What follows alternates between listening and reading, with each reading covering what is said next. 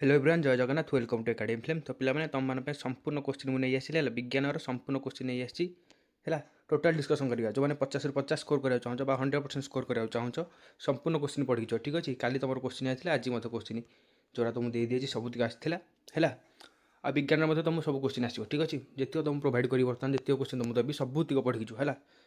तो चलो देखिए कौन कौन क्वेश्चन सब तुम आसो। तो पूर्व मुझे कहीदे जी भी चैनल को नुआ कर काइंडली चैनल को सब्सक्राइब कर सहित बेल आइकन को प्रेस कर दियो जहाँफल तुमको आगे एपरी हेल्पफुल और इनफर्मेटिव वीडियो अपडेट सर्वप्रथम मिल पार ठीक अच्छे। आज जो मेम्बरशिप नहीं जा मेम्बरशिप नहीं पार से आम आडभान्सली सब जिन दे दूँ आगे सब जिन से अपडेट को दे दूँ जो मेम्बरशिप नहीं मेम्बरशिप नहीं पार है। तो चलो स्टार्ट करा भिडियो देखो। द्वितीय समाप्ति सूचक मान निर्धारण 2026 मसीहा श्रेणी सप्तम विषय विज्ञान है। तुम यहाँ सब शिक्षार्थी नाम लिख ये रोल नंबर विभाग लिख तारीख लिख विद्यालय नाम लिख निज निज ब्लॉक लिख निज जिला लिख है। एमती रोज तुम देखिए हमें कौन कौन क्वेश्चन आस देख। प्रथम क्वेश्चन कौन है 4टी संभाव्य उत्तर मध्य ठीक उत्तर टी बाछ। एक नंबर क कौन था क्योंटी विद्युत सामग्री निरापत्ता अंशक कौटा फ्यूज है। ऑप्शन बी हम करेक्ट आंसर फ्यूज है। तुम प्रश्न सहित संपूर्ण उत्तर दे है। प्रश्न 50 मार्क उत्तर 50 मार्क दे संपूर्ण पढ़ी जो तुमने 50 मार्क रखा चाहो है। तुमको आଗୁଆ देदेली सब तो कम्प्लीट कर देख। एक नंबर ख तुम कौन रहा झड़ बात्या क्योंटी मुख्यतः दायी वायुचाप है। ऑप्शन सी हम करेक्ट आंसर वायुचाप। ग नंबर प्रश्न निम्नोक्त मध्य क्योंटी सर्वोत्कृष्ट प्रतिफलक कौटा समतल दर्पण है। तुमको उत्तर भी दे देछि। देख घ नंबर प्रश्न भारत में बर्तमान जंगल भूमि ह्रास हो केते शतांश अच्छी केते शतांश अच्छी 24% है 24% अच्छी। तार व नंबर क्वेश्चन क्योंटी जैविक आवर्जना नुहे कीटनाशक है। ऑप्शन सी कीटनाशक जैविक आवर्जना नुहे। तापर देखो 2 नंबर प्रश्न पिला कौन देला तुम शून्य स्थान पूरण कराया देछि कर कौन देला गोटे फूलर पुकेशर और गर्भकेशर थे डैश फूल कहुए कौन फूल कहुए उभयलिंगी फूल कहुए है। तापर ख नंबर प्रश्न कृत्रिम उपग्रह महाकाश को पठाइला बेले रकेटर बेग केते थाए है। रकेटर बेग केते थाए 11.2 किमी पर सेकेंड है। तापर ग नंबर प्रश्न विद्युत हिटर रे थिबा तार कुंडलटी डैश मिश्र धातु द्वारा तैयारी को मिश्र धातु द्वारा तैयारी होता है जो तार कुंडलटी थाए विद्युत हिटर रे निक्रम है।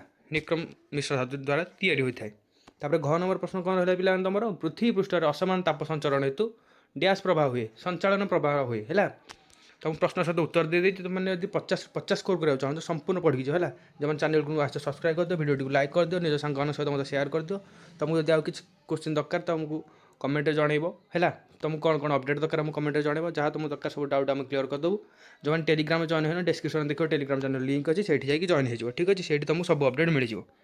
तापर प्रश्न देख सबु क्षेत्र में वस्तु अपेक्षा सान प्रतिबिंब डैश दर्पण में गठित हुए उत्तल दर्पण में जड़े व्यक्ति मिलित जातिसंघ सूचना अनुजाई डैश लिटर जल प्रतिदिन व्यवहार करे केते 2.5 लिटर है 2.5 लिटर जल।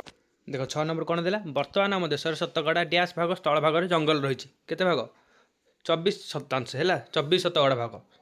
तापर 3 नंबर प्रश्न कौन है तुम गोटे वाक्य शब्द उत्तर दियो है। गोटे वाक्य उत्तर देव देती 4टी कलकारखाना नाल निर्गत जलर आवर्जनार उत्स किए है। खरे कौन देला सरंती प्राकृतिक संपदर 2टी उदाहरण दियो कौन कौन कोयला पेट्रोलियम। तापर प्रश्न देख ग नंबर प्रश्न भुवनेश्वर बीडीए निको पार्क को क्यों कम व्यवहार करा जाय पारुछि क्यों कम पर्यटन विश्रामस्थली भाव और पिकनिक भाव में व्यवहार करा जाय पारुछि। प्रश्न देख घ नंबर प्रश्न जलर अपचय किपर कम जाय पारिबो वर्षा जल संग्रह करवा नल खोला रखा ना व्यवहार पर नल बंद करवा है। तापर देख ग नंबर प्रश्न तुम कौन देला उत्तल अवतल दर्पण को कहीं वर्तुलाकार दर्पण कहुए लिखिपर। तापर देख 6 नंबर प्रश्न वायुर चाप अच्छी बोली किपर जानवे बेलून मध्य वायु पशिले बेलून टी फुली जाए एवं वायुर चाप थी प्रमाण मिले है। तापर देख 4 नंबर प्रश्न तुम कौन है पे 3 नंबर सरला संपूर्ण पढ़ी जी जी तुमको दूसरी संपूर्ण पढ़ी जी क स्तंभ रु ख स्तंभ मेला देती भ्रूणाशय कौन हम रेणु खजुरी द्विवासी छतु मेरुनष्टि मटर स्वपरागण है। तापर 5 नंबर प्रश्न देख पे कौन रहा तुम जेकोसी 5टी प्रश्न उत्तर गोटे वाक्य 2टी वाक्य लिख कौन कौन देला परागण क्या कहती यह केते प्रकार और कौन कौन। तापर खरे कौन देला रेखाग्राफ क्या कहती तार उदाहरण दियो। गरे देला फ्यूज व्यवहार समय क्यों सब सतर्कता अवलम्बन करवा उचित देख तुम मैंने यार उत्तर जब चाहूँ तो टेलीग्राम जॉइन हो आम संपूर्ण उत्तर दे देचु ठीक अच्छे। तार घ नंबर प्रश्न देख घर मानक स्काईलाइट कहीं रखा जाए है। तार ओ नंबर प्रश्न समतल दर्पण वर्तुल दर्पण मध्य 2टी प्रभेद दर्शाओ है पार्थक्य दर्शाइब 2टा। तापर 6 नंबर प्रश्न देला तुम जंगल क्षय कहीं अनावृष्ट कारण लेख। 6 नंबर देला ଉଦାହରଣ ସ୍ୱରୂପ ସରନ୍ତି ପ୍ରାକୃତିକ ସମ୍ପଦ କାହାକୁ କୁହାଯାଏ। ହେଲା ଲେଖିପାରିବ ଏତିକ ଉତ୍ତର ଆମେ ଟେଲିଗ୍ରାମ ଦେଇଦେଉଛୁ, ଜଏନ୍ ହେଇଯିବ, କଲେକ୍ଟ କରିପାରିବ। ଠିକ୍ ଅଛି। ତାପରେ 6 ନମ୍ବର ପ୍ରଶ୍ନ ଦେଖ। 6 ନମ୍ବର କରେ କ'ଣ ଦେଲା? କାରଣ ଦର୍ଶାଅ ଖୋଲା ପଡ଼ିଆରେ ଝାଡ଼ା ପରିସ୍ରା କରିବା ମହାମାରୀର କାରଣ। କ'ଣ ଲେଖିବ? ଖୋଲା ପଡ଼ିଆରେ ଝାଡ଼ା ପରିସ୍ରା କଲେ ମଳମୂତ୍ରରେ ଥିବା ଜୀବାଣୁ ପାଣି, ମାଟି ଓ ଖାଦ୍ୟକୁ ଦୂଷିତ କରେ। ମାଛି ମଶା ଏହି ଜୀବାଣୁକୁ ଖାଦ୍ୟରେ ବହନ କରିଥାଏ। ଏହାର ଫଳରେ କଲେରା, ଡାଇରିଆ, ଟାଇଫଏଡ଼୍ ଭଳି ରୋଗ ଦ୍ରୁତ ଭାବରେ ମାଡ଼ିଯାଏ ଓ ମହାମାରୀ ସୃଷ୍ଟି ହୁଏ। ହେଲା ତାପରେ ପ୍ରଶ୍ନ ଦେଖ। 6 ନମ୍ବର ପ୍ରଶ୍ନ କ'ଣ ଦେଲା? ପାର୍ଥକ୍ୟ ଦର୍ଶାଅ ସ୍ୱପରାଗଣ ପରପରାଗଣ। ସ୍ୱପରାଗଣ କ'ଣ? ଯଦି ପରାଗରେଣୁ ସେହି ଫୁଲର ଫଳିକା ଶୀର୍ଷ ବା ସେହି ଉଦ୍ଭିଦର ଯେକୌଣସି ଫୁଲର ଫଳିକା ଶୀର୍ଷରେ ପଡ଼ି ପରାଗଣ ହୁଏ ତାହାକୁ ସ୍ୱପରାଗଣ କୁହାଯାଏ। ଉଦାହରଣ କ'ଣ? ଚଣା, ମଟର। ତାପରେ ପରପରାଗଣ କ'ଣ ପିଲାମାନେ? ପରାଗରେଣୁ ଯଦି ସେହି ଜାତୀୟର ଅନ୍ୟ ଏକ ଉଦ୍ଭିଦର ଫୁଲରେ ଥିବା ଫଳିକା ଶୀର୍ଷରେ ପଡ଼ି ପରାଗଣ କରେ ତେବେ ତାହାକୁ ପରପରାଗଣ କୁହାଯାଏ। ଉଦାହରଣ କ'ଣ? ଖଜୁରୀ ଫୁଲ। ହେଲା ତାପରେ ଗ ନମ୍ବର ପ୍ରଶ୍ନ ଦେଖ ପିଲାମାନେ। କାରଣ ଦର୍ଶାଅ ନଳାରେ ରନ୍ଧା ତେଲ କିମ୍ବା ପୋଡ଼ା ମୋବିଲ ପକାଇଲେ ଏହା ଜଳକୁ ପରିଷ୍କାର ରଖିଥିବା ଅଣୁଜୀବମାନଙ୍କୁ ମାରି ଦେଇଥାଏ। ଠିକ୍ ଅଛି। ତାପରେ ଦେଖ ଘ ନମ୍ବର ପ୍ରଶ୍ନ କ'ଣ ଦେଲା ତମର? ସମ୍ପୂର୍ଣ୍ଣ ଚିତ୍ର ଦେଇଛି ଫୁଲର। ହେଲା ଚିତ୍ର କରିବ, ନାଁ ବି ଦର୍ଶାଇବ। ଦେଖ କରିଦେଇଛି ତମ ପାଇଁ ଚିତ୍ର। ହେଲା ଫୁଲଟା ଏମିତି କରିପାରିବ, ଯେମିତି କରିବା କଥା ପାଖୁଡ଼ା କରିବ, ଯେମିତି କରିବା କଥା କରିଦେବ। ହେଲା ତାପରେ କ'ଣ କରିବ? ଉପରେ ହେଲା ଗର୍ଭାଶୟ, ତାପରେ ଏଇ ଯେଉଁ ନଳୀଟା ରହିଲା ପରାଗ ନଳୀ, ତାପରେ ଏଇଟା ହେଲା ଫୁଲର ପାଖୁଡ଼ା ବା ଦଳ, ଏଇଠି ଯେଉଁଟା ରହିଲା ଏଇଟା କ'ଣ?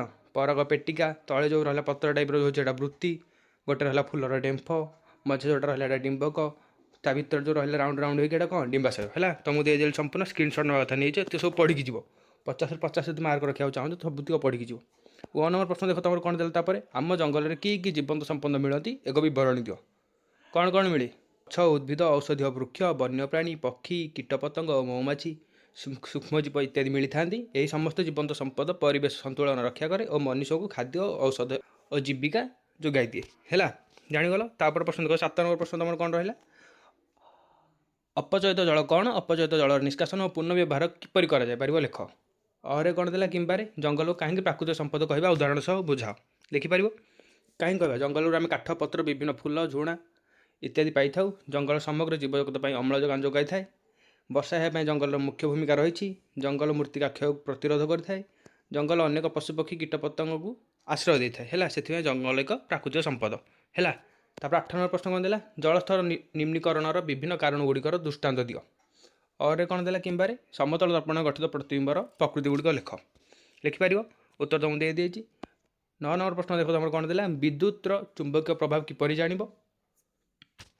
କିମ୍ବାରେ କ'ଣ ଦେଲା ତମକୁ? ତୁମେ ଘଣ୍ଟା ପ୍ରତି 12 କିମି ବେଗରେ ସାଇକେଲରେ ଭୁବନେଶ୍ୱରକୁ ଯାଇ ଘଣ୍ଟା ପ୍ରତି 10 କିମି ବେଗରେ ସେହି ସ୍ଥାନକୁ ଫେରିଲେ ବାହାରିଥିବା ସ୍ଥାନରୁ ଭୁବନେଶ୍ୱର ଦୂରତ୍ୱ 60 କିମି ହେଲେ ହାରାହାରି ବେଗ ନିରୂପଣ କରିବ। ହେଲା ବିଦ୍ୟୁତ ଚୁମ୍ବକୀୟ ପ୍ରଭାବର ଉତ୍ତର ଦେଖ ମୁଁ ଦେଇଦେଇଛି। ହେଲା କେମିତି ଜାଣିବା? ଗୋଟେ ସିଧା ତାରକୁ ବ୍ୟାଟେରୀ ସହିତ ଯୋଡ଼ିବା, ତାପରେ କ'ଣ କରିବା? ତାରଟି ତଳେ ଗୋଟେ କମ୍ପାସ ରଖିବା ତାରର ତଳେ। ହେଲା ତାପରେ ସୁଇଚକୁ ଅନ୍ କଲେ କମ୍ପାସଟା ବୁଲିବ। ହେଲା ଏମିତି ଆମେ ଜାଣିବା ଯେ ବିଦ୍ୟୁତ ପ୍ରବାହ ହେଉଛି ବୋଲି। ହେଲା ଦେଖ ତମକୁ ବର୍ତ୍ତମାନ ଟୋଟାଲ୍ 50 ମାର୍କର କୋଶ୍ଚିନ୍ ତମକୁ ଦେଇଦେଲି। ସମ୍ପୂର୍ଣ୍ଣ ପଢ଼ିକି ଯିବ ଯଦି ତୁମେ 100% ସ୍କୋର କରିବାକୁ ଚାହୁଁଛ। ଠିକ୍ ଅଛି ସମ୍ପୂର୍ଣ୍ଣ ପଢ଼ିକି ଯିବ। ବାସ୍ ଏତିକି ଥିଲେ ତୁମମାନଙ୍କ ପାଇଁ ଇନଫର୍ମେସନ୍। ଯିଏ ବି ନୂଆ କରି ଆସିଥିବ ଚ୍ୟାନେଲକୁ ସବସ୍କ୍ରାଇବ୍ କରିଦିଅ, ବେଲ୍ ଆଇକନ୍କୁ ଅଲ୍ରେ ପ୍ରେସ୍ କରିଦିଅ, ଭିଡ଼ିଓଟିକୁ ଲାଇକ୍ କରି ନିଜ ସାଙ୍ଗମାନଙ୍କ ସହିତ ମଧ୍ୟ ସେୟାର କରିଦେବ। ଆଉ କାଲି ଯେଉଁ ଏକ୍ଜାମ୍ ଅଛି ସେଥିପାଇଁ ବେଷ୍ଟ ଅଫ୍ ଲକ୍।